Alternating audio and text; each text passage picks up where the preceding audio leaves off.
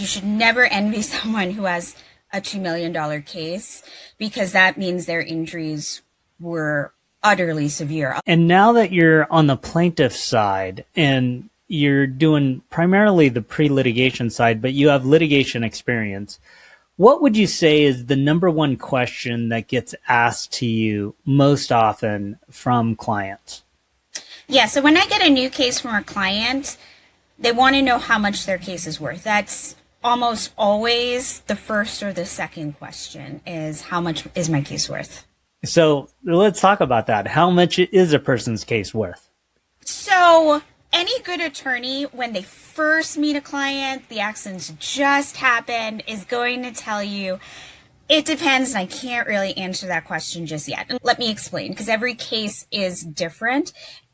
How we determine what a case is ultimately worth is based on a few different things. Obviously, everybody knows medical treatment and the amount of your medical bills. Yes, that's absolutely true. And that's one of the reasons I typically cannot answer the question when a client first signs up, because more often than not, they're still treating. And I don't know how long they'll be treating. Some clients will treat for a few months and be done. And then I've had clients who've treated for years and years. So it's hard because I don't have a crystal ball to tell the extent of the treatment or the length of the treatment, which is going to heavily determine how much the case is worth. Then on top of that, we've got other elements like wage loss, for example. So I could have two people with the exact same injury, but let's say one of them works a remote job, right? So they stay at home most of the time. So they're in pain, but they can sit at their desk and get the job done. So they have zero wage loss. Same injury as this other client, but this other client's a construction worker. Can't do it. It's very different types of jobs. So one's going to have a lot more wage loss. Like people's circumstances are different and the injury affects their lives differently. One person could have very young kids and have to chase after them and clean the house. And that is just physically more taxing on your body and your injury, while someone else is completely fine and just has to worry about themselves. So that's another element of damage right there. It's not just the wage loss, it's the absolute inconvenience and upheaval to your life, which is going to vary because everyone's life circumstances are different. So what about the multiplier of medical bills? A lot of people have heard of that, like Yeah. 2 times medical specials or 3 times medical specials. What do you think about that? No, again, you want to treat cases individually because like I said, you have two people with $10,000 of medical bills and the accident had completely different effects on their lives. So for example, one person could incur $10,000 in medical bills going to the chiropractor and treating and they're sore but they're getting through their regular life. Another person could have broken ribs and have $10,000 in medical bills and they can't move for a while and wage loss is incurring. Those are not the same cases. We can't evaluate those cases the same just because their medical bills are $10,000. Yeah, so let's just kind of talk about the difference between, let's say, like a $20,000 case versus a $200,000 case. What are some of the differences you'd see?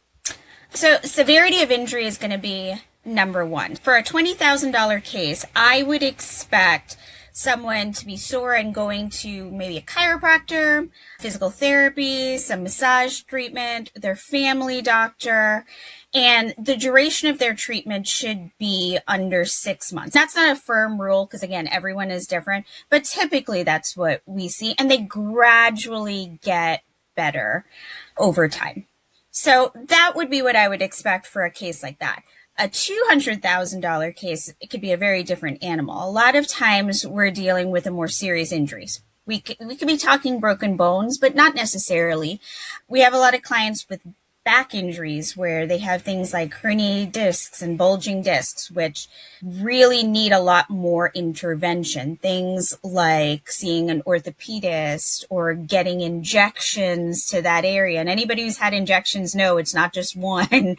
You have to get one, wait, get another, wait. And the progress can be slow. And all the while, And the more severe the injury, the more disruption to your life, the higher the likelihood you'll have wage loss, the higher the likelihood you might not be able to do everything that you were doing before. And then those costs increasingly go up. And usually with the $200,000 cases, we see a longer duration of care because they take longer to get better. They take longer to heal ultimately.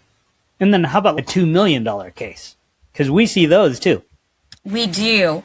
And I typically tell people you should never envy someone who has a $2 million case because that means their injuries were utterly severe. A lot of times that means that they're going to either be treating for the rest of their lives, or when their treatment is done, they're probably still dealing with something. They're not back to where they were. Like, there's a term the doctors use and it gets thrown around with attorneys as well, MMI, which stands for maximum medical improvement. In a $20,000 case, the hope typically is that when you're done treating, you are back to where you were before the injury, before the accident happened. It's awful that it happened. It was awful that you're in pain, but you're back now.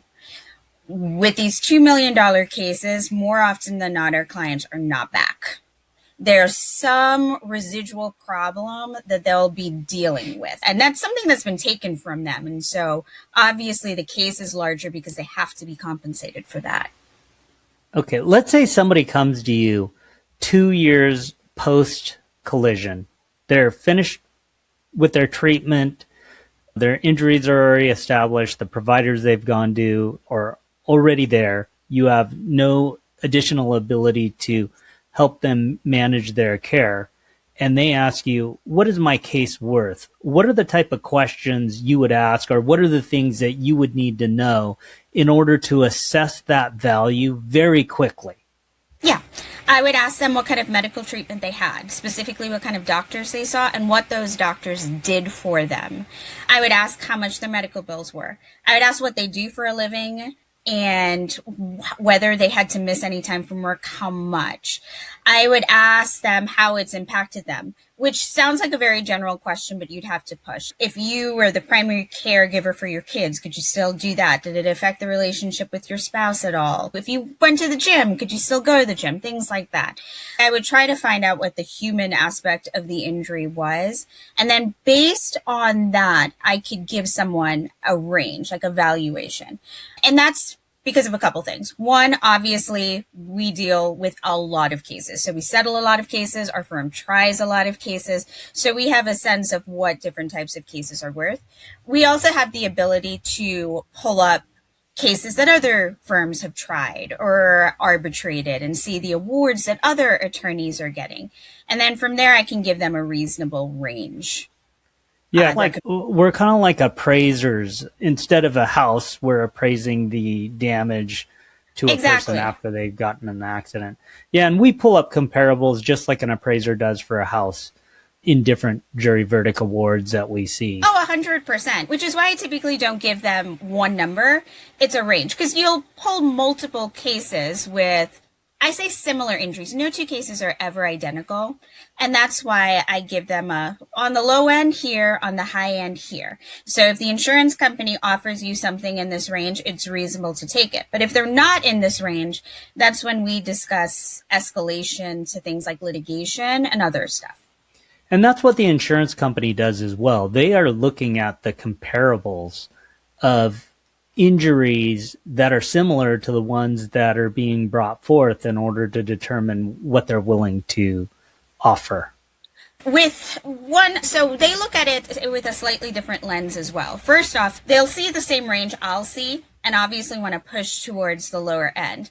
But they'll also, especially lately, I've seen this more, be hyper focused on certain things, like if your client's been in another accident, whether or not it was a major accident that resulted in a lot of injuries. They'll focus on that to push it below the range, to make the argument that it should be pushed below the range. If your client has a history of some kind of pain, regardless of how close in time to this accident it was, they'll use that to try and argue, but that's because of that, it's got to go below the range. And those are their arguments. That's what their lens is looking for. to give the argument that they shouldn't be within this range, that your case is somehow special in a negative way, and that's why they're making this low offer.